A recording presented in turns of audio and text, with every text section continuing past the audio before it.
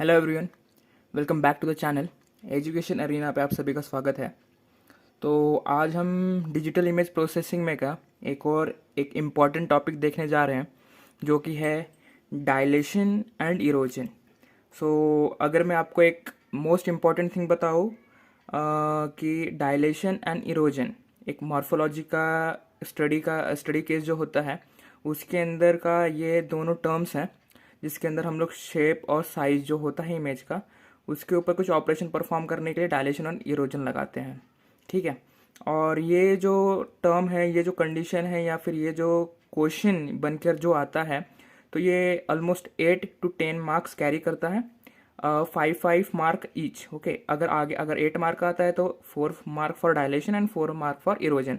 तो उसमें आपको सिंपली कुछ एग्जाम्पल वगैरह बता के दिखाना पड़ता है, उसकी प्रॉपर्टीज़ क्या होती हैं, वो सारी चीज़ें आपको डिफाइन करनी पड़ती है। तो चलिए सबसे पहले हम लोग देख लेते हैं कि एक्चुअली डायलेशन का एक्चुअली स्टेटमेंट क्या होता है। ओके, ये वो डिफाइन क्या करता है। तो dilation is a process of expanding images. Okay, तो सिंपली हम लोगों को डायलेशन से इसका मतलब ये पता चलता है कि कोई तो भी एक इमेज है और उसको हमको क्या करना है, एक्सपांड करना है। ठीक है, तो उस काम में आता है। अगेन जो दूसरा पॉइंट है वो है connect areas where image is separated. जहाँ पे भी इमेज आपके सेपरेट रहेंगे, उन एरियाज को कनेक्ट करने के काम आता है। उसके बाद increases brightness of image.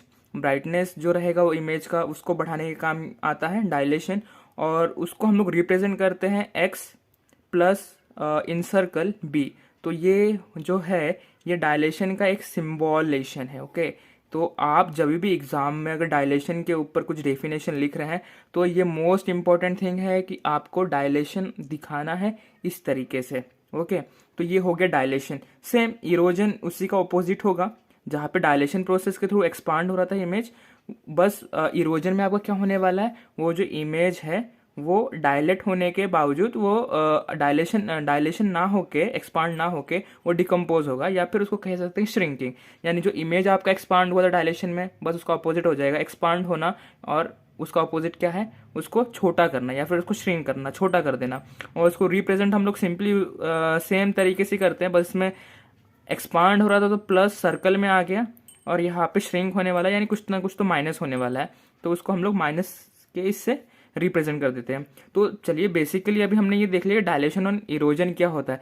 But dilation and erosion को पता करने के पहले एक केस स्टडी है, जिसको हम लोग कहते हैं simply morphological operation. Okay, morphology operation ये काफ़ी इंपॉर्टेंट हो जाता है। मॉर्फोलॉजी ऑपरेशन, आई गेस ये वाला वो पेज है, राइट। तो मॉर्फोलॉजी ऑपरेशन, तो मॉर्फोलॉजी ऑपरेशन जो है, ये एक्चुअली क्या टर्म बताता है। Morphology is a study in which we use to see the shape and size of the image. एक स्टडी है, केस स्टडी कह सकते हैं, कि कोई एक इमेज है, उस इमेज का क्या शेप है। Okay, it can be triangle, rectangle, circle, अलग अलग शेप हो सकते हैं, स्क्वायर हो सकता है, कुछ भी शेप हो सकता है। तो उस इमेज पे या फिर उस चीज़ को स्टडी करने के लिए, उसके शेप पे और साइज, जो भी इमेज का शेप या फिर साइज रहेगा, उसके ऊपर स्टडी करने के लिए हम लोग बेसिकली मॉर्फोलॉजी स्टडी में ये सब चीज़ें हम लोग देखते हैं। ठीक है, उसके बाद क्या लिखा है, in morphology we find the shape and size of the structure image of object. तो मॉर्फोलॉजी इमेज में हम लोग shape and size of the structure image, एक स्ट्रक्चर इमेज रहेगा। स्ट्रक्चर इमेज देखिए, कोई भी एक इमेज हो सकता है, कोई भी आप एक रेफरेंस स्ट्रक्चर ऑब्जेक्ट बोले या फिर स्ट्रक्चर एक इमेज बोले, तो वो क्या रहेगा, एक रेफरेंस रहेगा आपका। एक रेफरेंस को आपको एक ओरिजिनल इमेज पे लगा के आपको उसका डायलेशन करना है या फिर आपको इरोजन करना है। अदरवाइज आप कह सकते हो उसका शेप एंड साइज पता करने के लिए और देखने के लिए हम एक सिंपल सा एक स्ट्रक्चरिंग एलिमेंट कहा जाता है, जहाँ पे यहाँ पे आपको स्ट्रक्चर दिख रहा है। ठीक है, we use the concept of structuring element. तो एक स्ट्रक्चरिंग एलिमेंट रहता है, कभी कभार क्वेश्चन में आपको बाय डिफॉल्ट दे दिया रहता है, अदरवाइज आपको खुद कंसीडर करना पड़ता है। तो आप 2x2 मैट्रिक्स कौन सा भी एक ले सकते हैं, और सिंपली आप अपने हिसाब से कौन सा भी कंडीशन कुछ भी रख सकते हैं। 1 0 1 1 रखना है या फिर 0 0 1 1 रखना है, जो भी आपको रखना है 2x2 मैट्रिक्स में वो आप रख सकते हैं, और उसको आप सिंपली आप जो भी ऑपरेशन करेंगे डायलेशन या फिर इरोजन पे, आप उसको लगा सकते हैं। उसके बाद क्या लिखा है, structuring element is a mask और window which we place on the original image to find the desired output. तो जैसा मैंने आपको बोला, स्ट्रक्चरिंग एलिमेंट एक तरीके का विंडो रहेगा। आगे चल के जो क्वेश्चन आएगा उस क्वेश्चन में हम लोग देखने वाले कि एक्चुअली स्ट्रक्चरिंग एलिमेंट क्या होता है और उसको कैसे हम लोग जो ओरिजिनल इमेज है उस पर हम लोग कैसे लगाते हैं, और जो हमको डिजायर्ड आउटपुट चाहिए, डायलेशन चाहिए, इरोजन चाहिए, तो वो चीज़ हम लोग कैसे निकाल सकते हैं, वो चीज़ हम लोग आगे चल के क्वेश्चन जब करेंगे तब हम लोग देखेंगे। ठीक है। There are two main characteristic of structuring element. तो दो मेन कैरेक्टरिस्टिक होते हैं स्ट्रक्चरिंग एलिमेंट के। तो दो कैरेक्टरिस्टिक्स क्या है? Shape and size. बस मॉर्फोलॉजी स्टडी में जो भी आप देखोगे वो शेप एंड साइज से रिलेटेड रहेगा, और मॉर्फोलॉजी के अंदर ही आपका डायलेशन और इरोजन आता है, क्योंकि डायलेशन और इरोजन को करके ही आप उसका शेप एंड साइज आप लोग पता कर सकेंगे। ठीक है। उसका शेप क्या होगा? एक तो बड़ा होगा नहीं तो छोटा होगा। साइज क्या होगा? एक तो बड़ा होगा नहीं तो छोटा होगा। शेप क्या हो सकता है? कोई भी शेप हो सकता है, सर्कुलर, रेक्टेंगुलर, स्क्वायर, कुछ भी हो सकता है। ठीक है। तो इसलिए उसको हम लोग मॉर्फोलॉजिकल स्टडी में उसको देखते हैं। ठीक है। तो शेप में आपको क्या हो सकता है? सर्कुलर है, स्क्वायर है, रेक्टेंगल है, ट्राइंगल, कौन सा भी शेप हो सकता है, उसका कोई मैटर नहीं है। बट हाँ, कुछ डिजायर्ड जो शेप होता है उसी शेप में होना चाहिए, तो हम लोग मॉर्फोलॉजी ऑपरेशंस पे लगा सकते हैं। दूसरा चीज आता है साइज। तो साइज जो वैरी होगी वो रहेगी आपकी 3x3 टू 21x21। तो जो भी आपका ओरिजिनल इमेज रहेगा वो इसके बीच में वैरी हो सकता है, या फिर जो भी आपका स्ट्रक्चरिंग एलिमेंट रहेगा वो इनके बीच में वैरी हो सकता है। आप कितने भी बड़े विंडो ले सकते हो, 3x3 से लेके 21x21। आप 2x2 का भी ले सकते हो, कोई दिक्कत नहीं है। तो आप लोग जब भी एग्जाम्पल सॉल्व करें, एग्जाम्पल जब सॉल्व करेंगे तब हम लोग उसको थोड़ा अच्छे से क्लियरिफाई करके उसे हम लोग देखेंगे। ठीक है। अभी हम लोग देख लेते हैं कि मॉर्फोलॉजी में क्या क्या चीज़ें आती हैं। मॉर्फोलॉजिकल ऑपरेशन जो होता है वो कंसिस्ट करता है 4 तरीके के। ठीक है। पहला होता है डायलेशन, जो हमने अभी डेफिनेशन उसका देखा है कि वो एक्सपांड करने के काम आता है, इमेज का ब्राइटनेस बढ़ाने के काम आता है। दूसरा जो चीज़ है वो है इरोजन। तो इरोजन भी हमने देखा कि ये डायलेशन का अपोजिट है, यानी वो श्रिंक करने का काम आएगा। इमेज को अगर आपको कंप्रेस करना है, छोटा करना है, ठीक है, तो उस टाइम पे श्रिंक करना है, तो उस टाइम पे हम लोग इरोजन का यूज़ करेंगे। अभी ये जो दो टॉपिक है, ओपनिंग एंड क्लोजिंग, ये हम लोग देखेंगे नेक्स्ट चैप्टर में। Okay, next chapter in case next video जो आएगा अपना, तो उस वीडियो में हम लोग इसको देखेंगे। तो सबसे पहले इंपॉर्टेंट ये है कि इन दोनों का कंसेप्ट क्लियर होना जरूरी है। ओपनिंग क्लोजिंग इसी के रिलेटेड है थोड़ा बहुत। अगर आपको ये दोनों चीज़ें समझ में आ गई तो ओपनिंग क्लोजिंग आपको काफ़ी इजीली समझ में आ जाएगा। तो डायलेशन और इरोजन देखते हैं। तो सबसे पहला जो डायलेशन है हम लोग उसको अच्छे से डिफाइन कर लेते हैं। हमने डेफिनेशन देख लिया, बट उसको अच्छे से डिफाइन कर लेते हैं, उसको रिप्रेजेंट कैसे किया जाता है, वो सारी चीज़ें हम लोग देख लेते हैं। ओके, तो अभी इधर लिखा है with the help of dilation we can expand the image. Okay, तो हम लोग क्या कर सकते हैं? इमेज को एक्सपांड कर सकते हैं, बढ़ा सकते हैं, राइट। उसके बाद उसको हम लोग रिप्रेजेंट कैसे करते हैं? एक्स प्लस, जो ये प्लस, अगर आप लोग ये जो सर्कुलर देख रहे हो ना, तो ये होता है डायलेशन। ओके, ये होता है आपका डायलेशन। इसको आप लोग डायलेशन इमेज, डायलेशन ऑपरेटर कह सकते हो। ओके, और ये जो एक्स जो है ये आपका होता है ओरिजिनल इमेज। ओके, ये होता है आपका एक्स जो है ये आपका ओरिजिनल इमेज है, और हम लोग इसको ओरिजिनल इमेज, और ये जो रहेगा इमेज आपका, ये रहेगा आपका स्ट्रक्चरिंग एलिमेंट।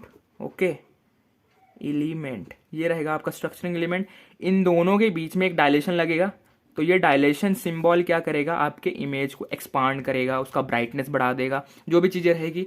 ये मेन ऑपरेशन होता है, ये आप जब यूज़ करेंगे तभी जाके आपका ये इसके और इसके बीच का कंडीशन सेटिस्फाइड होगी। ओके, उसके बाद अगर आप लोग इधर देखें तो जैसे कि इधर लिखा है P belongs to Z square. अब ये P क्या है? P आपका है पिक्सल। ओके, P है आपका पिक्सल, ये बिलोंग्स टू Z है। तो ये जो Z है आपका, Z क्या होगा? Z आपका सिंपली मैट्रिक्स रहेगा, जैसे कि 2x2 मैट्रिक्स हो सकता है, जो मैंने बोला structuring element. Okay, structuring element उसका ये मैट्रिक्स रहेगा। ठीक है, तो पिक्सल, ओरिजिनल इमेज का जो पिक्सल है वो बिलोंग्स किसके कर रहा है? स्ट्रक्चरिंग एलिमेंट के मैट्रिक्स से। तो इस तरीके से हम लोग उसको डिफाइन करते हैं। और P क्या होता है? P की जो वैल्यू है वो x प्लस बी है, इन दोनों का एडिशन। और x जो है, x belongs to capital X and B belongs to capital B। Okay, तो आई होप सो ये जो रिप्रेजेंटेशन है, ये जो इधर दिखाया गया है, ये आप लोगों को समझ में आया होगा। आप लोग जब भी डेफिनेशन लिखे डायलेशन का या फिर इरोजन का, डायलेशन का लिखें तो ये एक मैंडेटरी केस बन जाता है कि आपको ये उसका रिलेशन दिखाना ही दिखाना है, बिकॉज ये एग्जाम पॉइंट ऑफ व्यू के हिसाब से काफ़ी इंपॉर्टेंट चीज़ बन जाता है जो कि आपको ध्यान में रखना है। ठीक है, तो अगर नहीं होता है तो आप लोग वीडियो को पॉज कर लें, और ये जो रिप्रेजेंटेशन जो है या फिर जो भी डायलेशन का एक आप लोग कह सकते हैं कि रिप्रेजेंट किया गया है, डायलेशन को रिप्रेजेंट किया गया है इतने इससे, तो आप लोग इसका स्क्रीनशॉट निकाल लें। अदरवाइज मैं आपको उसका डॉक्यूमेंट डिस्क्रिप्शन में अटैच कर दूंगा, तो आप लोग उधर से वो रेफर कर सकते हैं। ओके, ये नोट जो है मैं आपको डिस्क्रिप्शन में दे दूंगा। अगेन उसके बाद डायलेशन तो हमने देख लिया। अब डायलेशन देखो, अब हम लोग देखने वाले प्रैक्टिकली। तो डायलेशन देखो दो तरीके से होता है, पहला होता है सब्स्टिट्यूशन, दूसरा होता है वेक्टर एडिशन। तो सब्स्टिट्यूशन में आप क्या करोगे, आपके पास एक विंडो एलिमेंट रहेगा जो कि स्ट्रक्चरिंग एलिमेंट कहते हैं, और एक रहेगा आपके पास ओरिजिनल इमेज। ओके, तो एक काम करते हैं, सीधा हम लोग एक ऑपरेशन कर लेते हैं, तो ऑपरेशन के थ्रू वो ज़्यादा क्लियरिफाई हो जाएगा। तो आई होप सो यस। तो यहाँ पे मैंने क्वेश्चन ले लिया है। इस साइड में अगर आप देखो तो इधर आपको सब्स्टिट्यूशन दिख रहा है और इस साइड में आपको वेक्टर दिख रहा है। तो सबसे मेन इंपॉर्टेंट जो चीज़ है, तो आपको पहले ये समझना चाहिए कि ये मेरा है इमेज ए, ये मेरा इमेज ए है, और ये वाला है मेरा इमेज बी। ओके, तो ये वाला जो है मेरा ओरिजिनल इमेज हो गया, ये वाला जो है मेरा स्ट्रक्चरिंग एलिमेंट हो गया। तो हम लोग सिंपली करते हैं कि हाँ, सब्स्टिट्यूशन में ये एक तरीके का विंडो है। अब हम लोग क्या करेंगे, इसका जो ओरिजिन होता है, ये क्या है, 2x2 का ओरिजिन है, ओरिजिन ओरिजिन ओरिजिन। ओके, ये 2x2, मैं इधर लिख देता हूँ, 2x2 का स्ट्रक्चरिंग एलिमेंट है, और ये उसका विंडो है। आप लोग इसको विंडो एलिमेंट भी कह सकते हैं या फिर स्ट्रक्चरिंग एलिमेंट भी कह सकते हैं, कोई प्रॉब्लम नहीं है। तो अभी आप लोगों को क्या करना पड़ेगा, आप लोगों को सिंपली ये जो विंडो है ना, जहाँ पे भी ये 1, इस इमेज में ये जो 1 ओरिजिन पे जो आपको 1 दिख रहा है, इसको अपने को हर एक पॉइंट पे चेक करना पड़ेगा कि वो वैल्यू कहाँ पे मैच हो रही है। जहाँ पे वैल्यू मैच होगी आपको क्या करना है, सिंपली उसको उधर से रिप्लेस कर देना है। ठीक है, अगर सपोज यहाँ पे अगर मैच हो गया, यहाँ पे तो मैच होगा नहीं, यहाँ पे मैच नहीं होगा, तो यहाँ पे आपको कुछ भी नहीं करना है। अब जब आप दूसरे पिक्सल पे आओगे, दूसरे पॉइंट पे आओगे, तो आप लोग अगर देखोगे तो ये 1 है और ये 1 है, ये दोनों के दोनों मैच हो जा रहे हैं। तो आप क्या करोगे, 1 2 3 4, 1 2 3 4, सीधा क्या करोगे, इसको चेंज कर दोगे इस वैल्यू से। ठीक है, तो चलो हम लोग एक करके देखते हैं। सपोज अभी ये है, अगर ये विंडो मैं यहाँ पे लगाता हूँ, मैं पेन से ही कर लेता हूँ बिकॉज थोड़ा सा टाइम भी अपने को देखना पड़ेगा, it should over in the bounded time, right. तो अभी ये ऐसा मैंने कर लिया, राइट।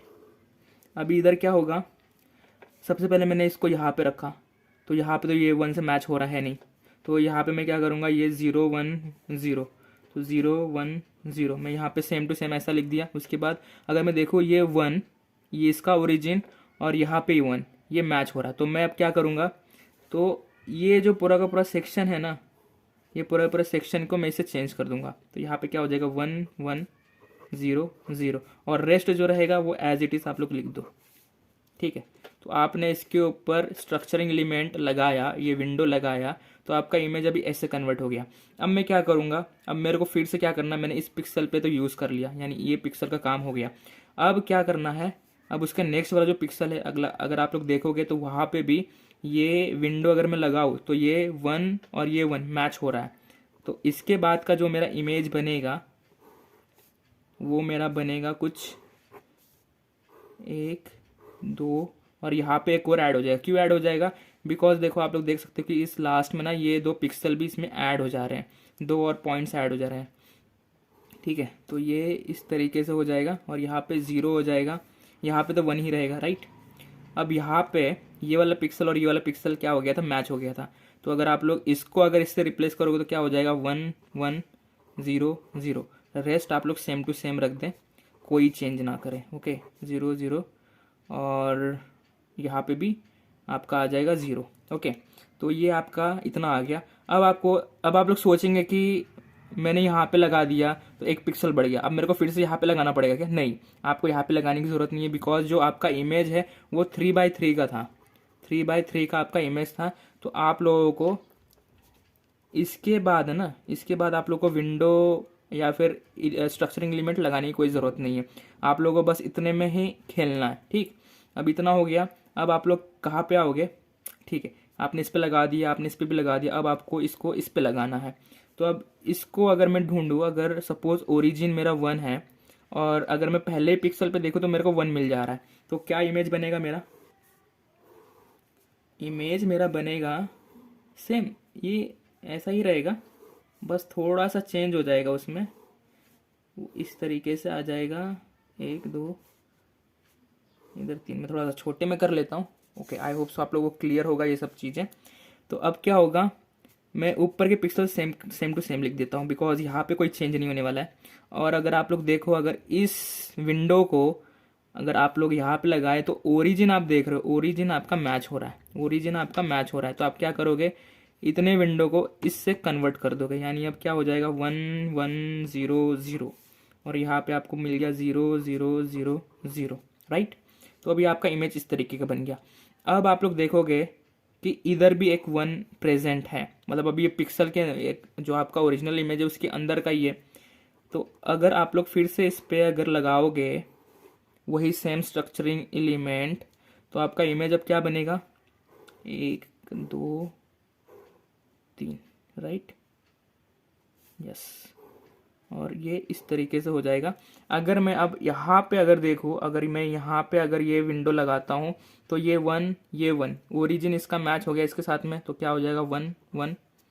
और यहाँ पे बाकी आपको बस उससे सीधा रिप्लेस कर देना, बाकी का जो चीज़ रहेगा मैं एज इट इज़ लिख दूंगा, ठीक है, 0 0 0।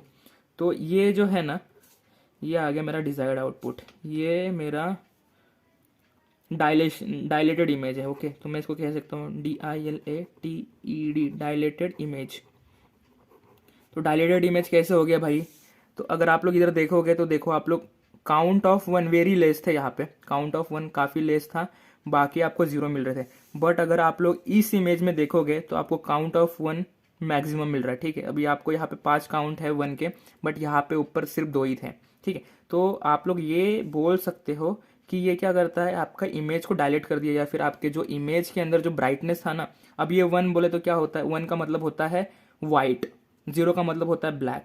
तो अभी आप लोगों को ना इधर ब्राइटनेस ब्राइटेड इमेज भी मिलेगा, ओके।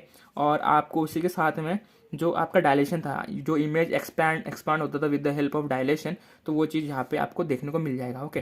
तो ये हो गया आपका डायलेशन। अब हम लोग आते हैं, ये with the help of substitution method था। अब हम लोग देखेंगे वेक्टर, ओके। तो वेक्टर काफ़ी इजी है, वेक्टर में यहाँ पे भी सेम वही होगा, A=, और ये B=, ओके। तो ये चीज़ हो गई। अब इसके बाद हमको करना क्या है, वेक्टर में सिंपली आपको जैसे कि इधर पिक्सल का पोजीशन देख लेना है, ये 0 0 है, ये आपका क्या हो जाएगा, ये 1 2, ये भी 1 और 2 हो जाएगा। यहाँ पे भी देख लेना है 0 1, ये भी 0 और 1, ये हो जाएगा, ठीक है। तो अभी आपको इधर क्या करना है, आपको इसका एक मैट्रिक्स बोल सकते हो, या फिर आपको इसका पोजीशन लेना है।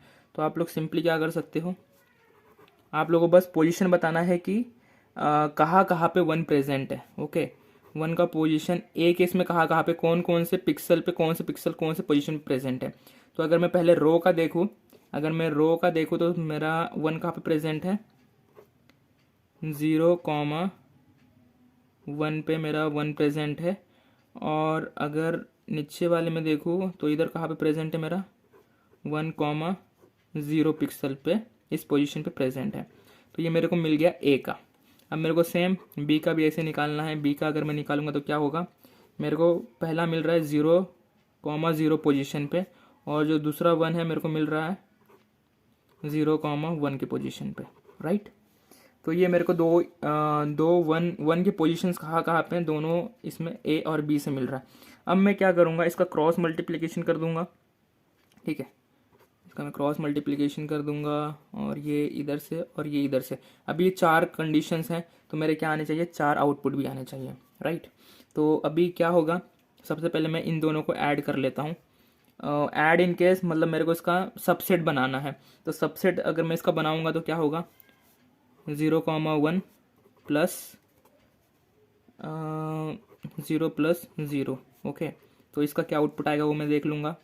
उसके बाद क्रॉस में चला जाता हूँ, तो ये 0,1 प्लस 0, सॉरी, यस 0, ये प्लस नहीं आएगा, इधर कॉमा आ जाएगा, कॉमा 0,1। ओके, इसका क्या आउटपुट आएगा वो मैं देख लूँगा। उसके बाद इन दोनों का देखना है मेरे को, राइट। 1,0 प्लस 0,0, इसका क्या वैल्यू आएगा, और लास्ट में 1,0 प्लस 0,1। अब मैं देख लूँगा कि इसका क्या वैल्यू आएगा, 0 प्लस 0 0 हो जाएगा, कॉमा 1 प्लस 0 1 हो जाएगा, राइट। उसके बाद क्या आएगा, 0 प्लस 0 0 हो जाएगा, 1 प्लस 1 ये हो जाएगा मेरा 2। ये आपको पोजीशन मिल रहा है, आप लोग कुछ दूसरा ना सोचें, ठीक। अभी ये 1 प्लस 0 1 हो जाएगा, और 0 प्लस 0 0 हो जाएगा, और उसके बाद 1, और यहाँ पे 0 प्लस 1 1 हो जाएगा। तो ये आप लोगों को मिल गए पोजीशंस। ओके, अब जो भी आपको पोजीशन मिला है उसके हिसाब से जहाँ जहाँ पे भी आपको पोजीशन मिला है, जो भी पोजीशन मिला है, आप लोग क्या करेंगे, वहाँ पे सिंपली 1 रख देंगे, ठीक है। तो मैं क्या करता हूँ, 3x3 का एक मैट्रिक्स बना लेता हूँ। ये मैंने बना लिया 3x3 का ये मैट्रिक्स मैंने बना लिया। ओके, मैं यहाँ पे अभी पोजीशन दे देता हूँ 0 1 2 0 1 2। अब मैं देखूंगा 0,1 है, तो 0,1 पे मेरे को रखना क्या है, 1, 0,1 पे 1। उसके बाद 0,2 0,2 पे 1 रख दूंगा। उसके बाद 1,0 यानी यहाँ पे एक 1 आ जाएगा, और 1,1 पे एक 1 आ जाएगा। बाकी सब हो जाएंगे मेरे 0 0 0 0 0। ओके, तो ये आ गया मेरा with the help of vector. Okay, ये with the help of vector मेरा ये आउटपुट आता है, और with the help of substitution, okay, with the help of substitution मेरा आंसर ये आता है। तो अगर आप लोग देखोगे ना, तो इसके अंदर एक चीज़ का डिफरेंस आया है, यहाँ पे आपका एक 1 ऐड हो गया है। वो इसलिए हुआ है बिकॉज आपने इधर सब्स्टिट्यूट किया है, सब्स्टिट्यूट एडिशन है। तो यहाँ पे ना एक चीज़ आपको हमेशा ऐड होके मिलेगा, बट जब आप लोग वेक्टर यूज़ करोगे ना, तो आपको ऐड होके नहीं मिलेगा, जो भी आपका डिसाइड है। तो मैं आपको हमेशा ये रिकमेंड करूँगा, always go through the vector. Okay, आप वेक्टर के थ्रू जाओगे ना, तो काफ़ी ईजी है, और वेरी लेस टाइम में ये बहुत जल्दी हो जाता है। बट अगर आप लोग सब्स्टिट्यूशन के थ्रू जाओगे ना, तो आपको उसको बार बार उस जगह पर लगा के फिर आपको वो डिजायर्ड आउटपुट आपका उस तरीके से आता है, ठीक है। तो ये आपका हो गया सब्स्टिट्यूशन और वेक्टर मेथड। तो ये आपके दो मेथड्स हैं जो कि आपको डायलेशन में याद रखना है। ओके, तो आई होप सो आप लोगों को क्लियर होगा कि डायलेशन में सब्स्टिट्यूशन और वेक्टर मेथड क्या होता है। ओके, इनकेस अगर कुछ डाउट रहा तो आप लोग सिंपली कमेंट कर सकते हैं, और आपको कमेंट का जो भी आंसर रहेगा वो बहुत ही जल्दी से जल्दी देने की हम लोग कोशिश करेंगे। ओके, ठीक है। तो उसके बाद कैरेक्टरिस्टिक ऑफ डायलेशन देख लेते हैं। ओके, तो dilation use to add pixel to the boundary of an object in an image. Okay, तो बाउंड्री जो भी रहेगा उस पर पिक्सल्स को ऐड करने के लिए, उसको जो कहते हैं ना, कार्टून आप लोग देखते होंगे तो देखो उनके बॉर्डर्स होते हैं, तो बॉर्डर के थ्रू ना आपको वो चीज़ें ना क्लियर दिखती हैं, हाँ कि भाई इतने इसमें वो डिफाइंड किया गया है। तो उससे क्या होता है, वो होता है डायलेशन, मतलब आपको एक स्पेशल एक शेप पता चल जाता है कि हाँ इसका शेप इतना ही है। Number of the pixels added depends on the shape and the size of the structuring element. तो जितने भी नंबर ऑफ पिक्सल्स ऐड होंगे वो डिपेंड करेंगे shape and the size of the structuring element. उसके बाद connect area that are separated, जो भी सेपरेटेड एरिया है उनको कनेक्ट करने का काम आता है।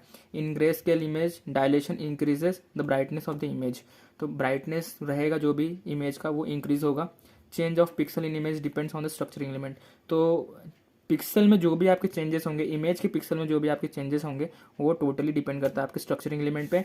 मैं आपको एक चीज़ बोलना शायद भूल गया कि ये जो स्ट्रक्चरिंग एलिमेंट होता है कभी कभार क्वेश्चन में दिया जाता है, कभी कभार नहीं दिया जाता है। इनकेस अगर नहीं दिया है तो आप लोग अपने हिसाब से खुद भी कंसीडर कर सकते हैं और आप लोग उसको दिखा सकते हैं, बिकॉज क्वेश्चन इनकेस कैसा आएगा आपको डिफाइन करना है डायलेशन क्या होता है और इरोजन क्या होता है। तो आप लोग खुद का एक एग्जाम्पल ले सकते हैं, उसके थ्रू आप लोग डिफाइन करें और उसको एक्सप्लेन करें, अच्छे से एक्सप्लेन करें ताकि आपको आउट ऑफ आउट मार्क्स मिल जाए।